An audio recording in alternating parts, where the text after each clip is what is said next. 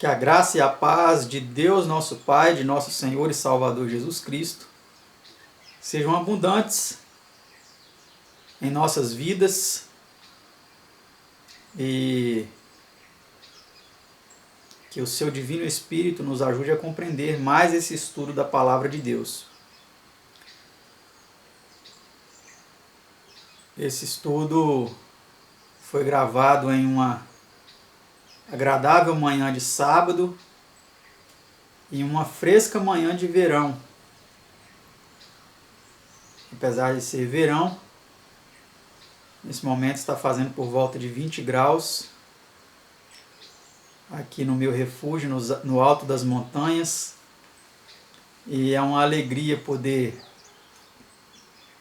em circunstâncias tão agradáveis, gravar mais alguns vídeos aí de estudos da Palavra de Deus para o nosso aprendizado, para o nosso entendimento das Sagradas Escrituras.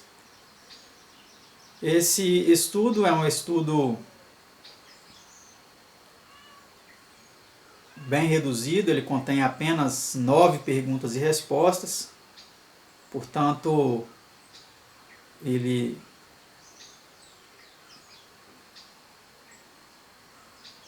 possui bem menos tempo do que os estudos anteriores e outros que virão. Por isso eu quero, antes de fazermos a oração inicial, comentar um pouco aí sobre o meu livro que eu já mostrei para vocês em vídeos anteriores, que é este livro aqui, olha, A Suplantação do Mistério e a Perpetuação dos Conceitos Trinitários. E eu comecei a ler o meu livro e talvez você pode estar pensando, mas você está lendo o seu próprio livro? Talvez para você é algo estranho. Se você nunca escreveu um livro, eu não sei se alguém que porventura esteja assistindo esse vídeo escreveu algum livro e também leu o seu próprio livro depois de impresso. Mas eu quero explicar por que, estou fazendo isso. Na verdade, os escritores eles têm o costume de dizer que os livros eles são como filhos. E após um livro ser concebido, ele necessita basicamente, dentre muitas outras coisas, ele necessita basicamente de 2 coisas muito importantes, que também são essenciais para se lidar com filhos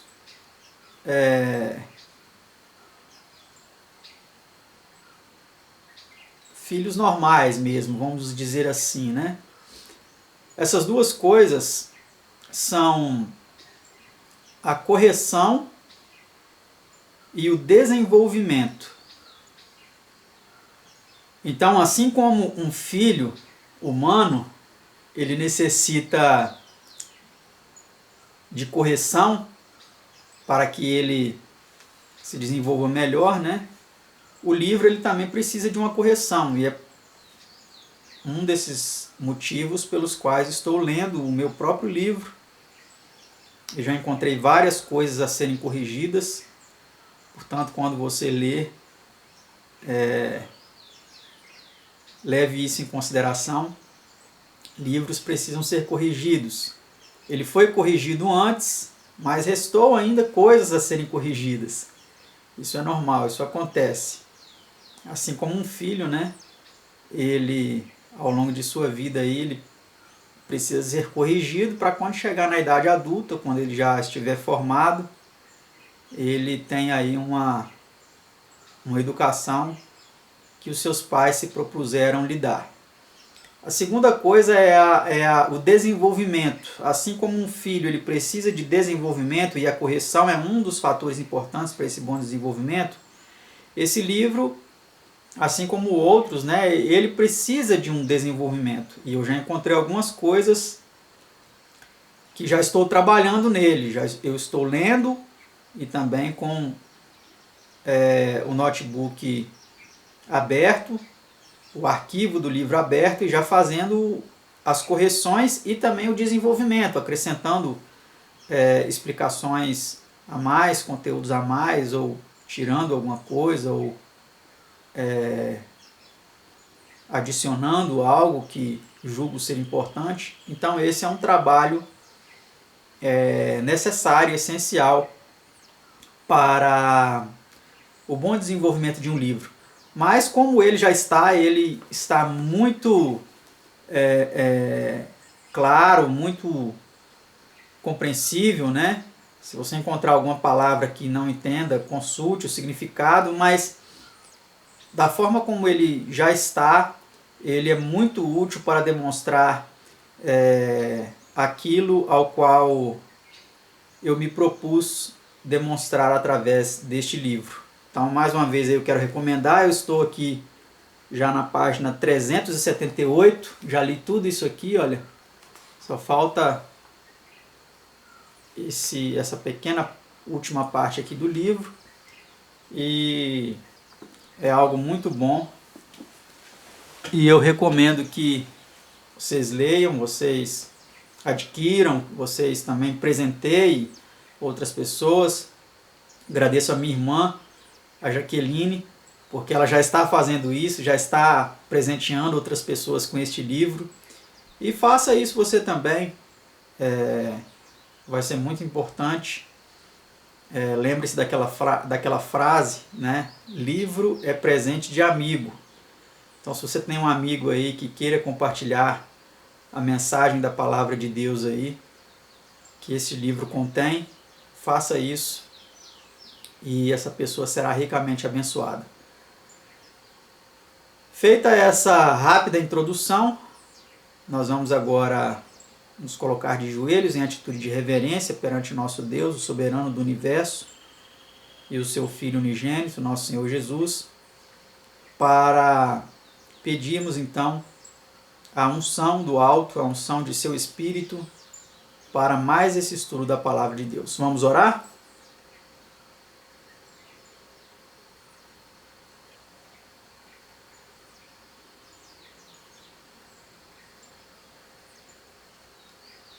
Pai Santo, Deus amado, Criador e mantenedor dos céus, da terra, do mar e de tudo que neles há, louvado, engrandecido, honrado, adorado, exaltado por toda a eternidade, seja o Senhor e o seu amado Filho unigênito, nosso Senhor e Salvador Jesus Cristo.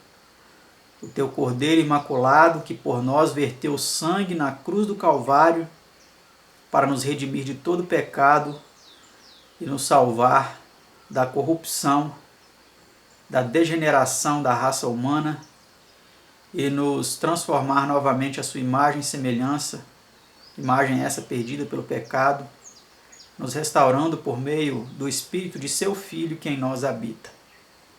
Te agradecemos por essa bênção, por podermos mais uma vez estudar a tua santa palavra e suplicamos, ó Pai, que nos conceda o seu divino Espírito, a sua divina iluminação, para que compreendamos mais uma vez o tema que aqui será estudado.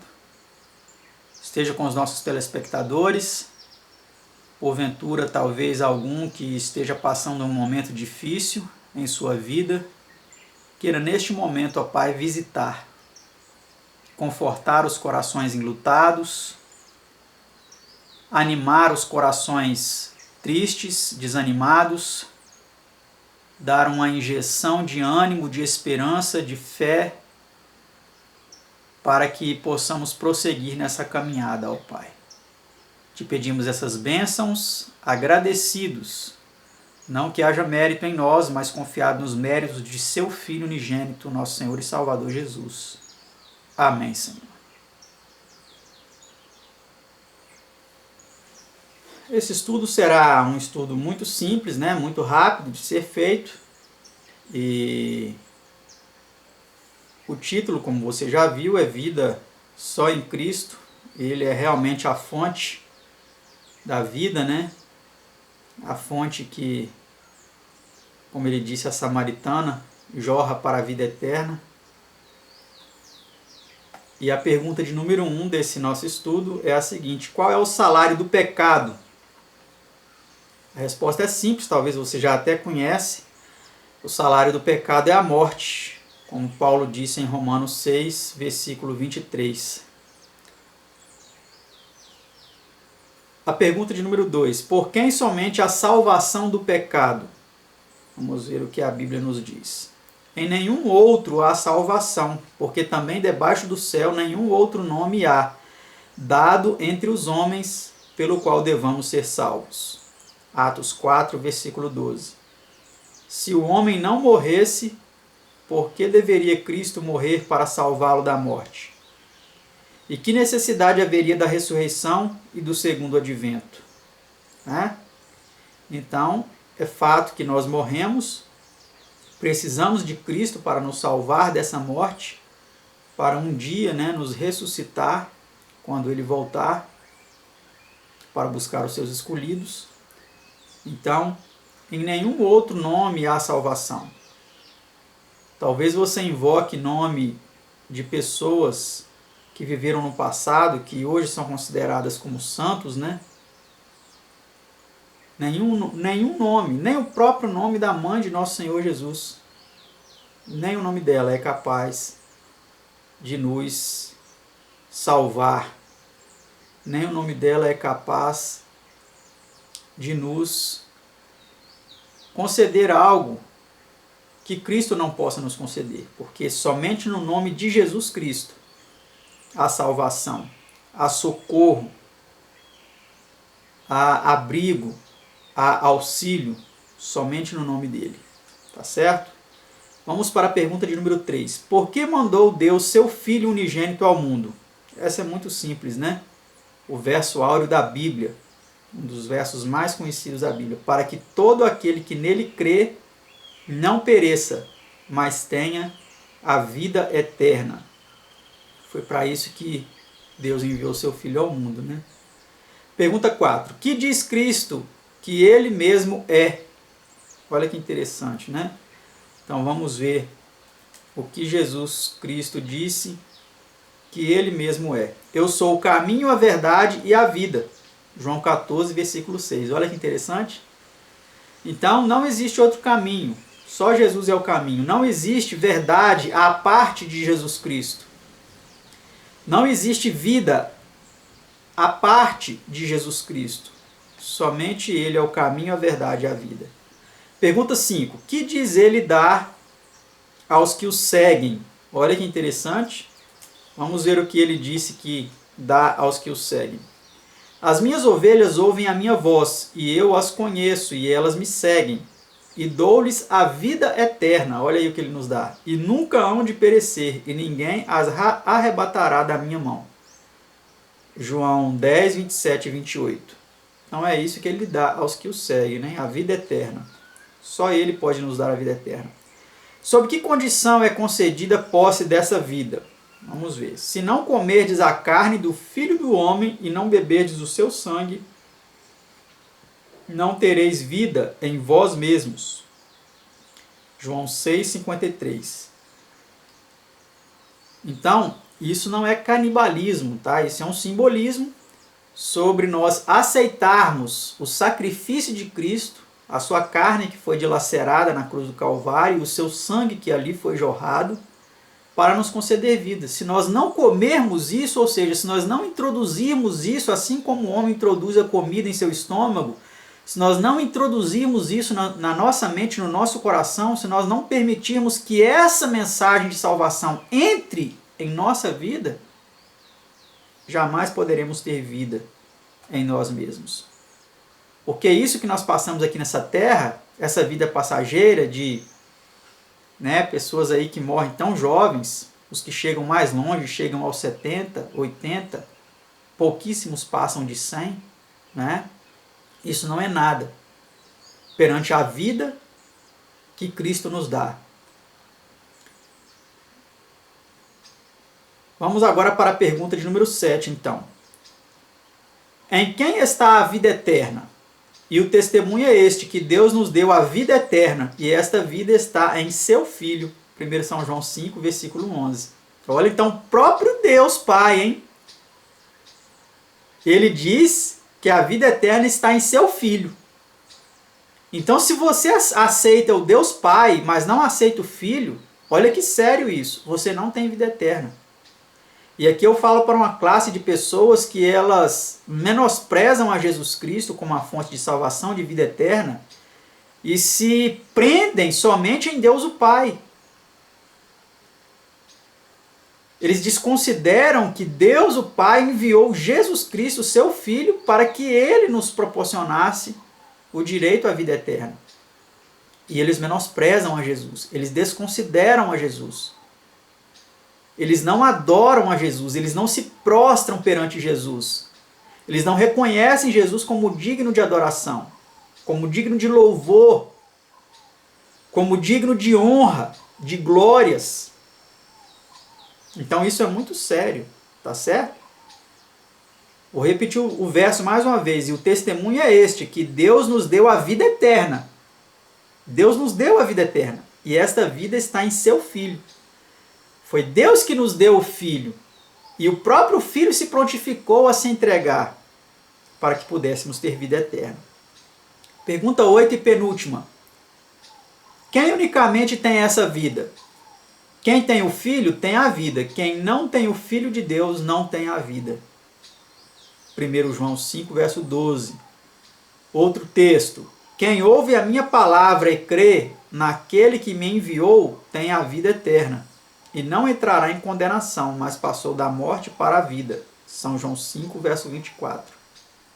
Então, meus amados, minhas amadas, a palavra de Deus ela é clara em dizer que esta vida eterna ela está em seu Filho.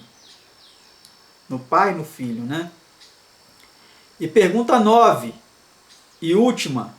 Que é Cristo chamado, portanto, com muita propriedade? Vamos ver como Cristo é chamado com muita propriedade. Quando Cristo, que é a nossa vida, se manifestar, então também vós vos manifestareis com ele em glória. Colossenses 3, verso 4. Oh, aleluias! Glórias a Deus por esta maravilha, por essa dádiva, por essa promessa, por essa esperança de quando Cristo se manifestar nas nuvens do céu, juntamente com seu Pai e os santos anjos, nós também sermos manifestados com ele em glória. Livres de toda a corrupção do gênero humano, transformados no abrir e fechar de olhos. Aqueles que morreram ressuscitados com uma vida totalmente transformada, livres do pecado e das suas consequências. Que essa esperança, que essa promessa se cumpra na sua vida e na minha vida, em nome de Jesus. Amém. Que Deus os abençoe e até o próximo estudo, se assim Deus nos permitir. Até mais.